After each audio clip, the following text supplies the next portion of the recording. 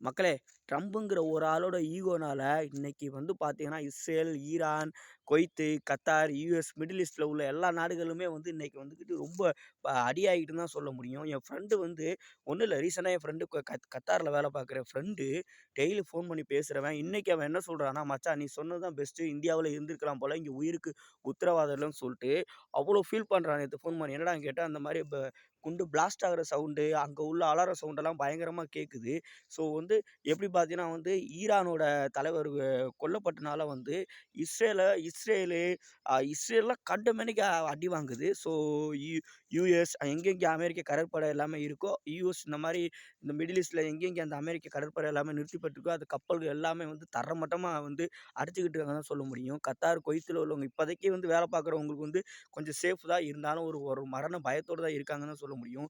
நம்ம என்னதான் வந்து வெளிநாட்ல போயிட்டு, ஃபாரின்ல போயிட்டு சம்பாரிக்கிறான், ஹேப்பியா இருக்குன்னு சொன்னா, அவனுக்குள்ள வலி என்னங்கிறது அங்க தான் புரியும். ஸோ அந்த அளவுக்கு இஸ்ரேல் மேல வந்து ஈரான் பயங்கரமா அடி ஆகிட்டு இருக்கு.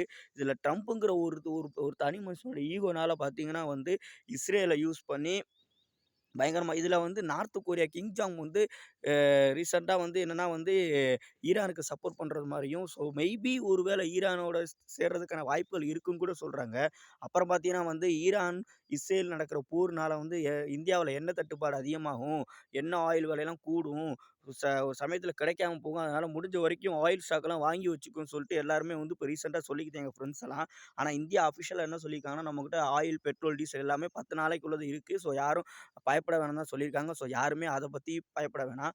ஸோ இப்போ இன்னைய நிலைமையில இஸ்ரேல் வந்து பயங்கரமா வந்து துபாய், கத்தார், குவைத்து, யுகேன்னு சொல்லிட்டு பயங்கரமா வந்து குண்டு மலைகள பொழிஞ்சு தாக்கிக்கிட்டு இருக்காங்க.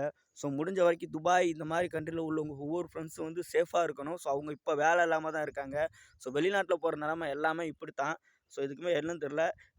பார்த்தீங்கன்னா வந்து யுகே, கத்தார், குவைத்து அந்த மாரி கடற்படை அதாவது அ யு அ அமெரிக்காவோட கடற்படைகள் வந்து நிப்பாட்டப்பட்டிருக்க எல்லா தளத்தையுமே வந்து அடிச்சு நொறுக்கியிருக்கு ஈரான். ஈரான் பதிலடி பயங்கரமா குடுத்துக்கிட்டு இருக்குன்னு தான் சொல்ல முடியும்.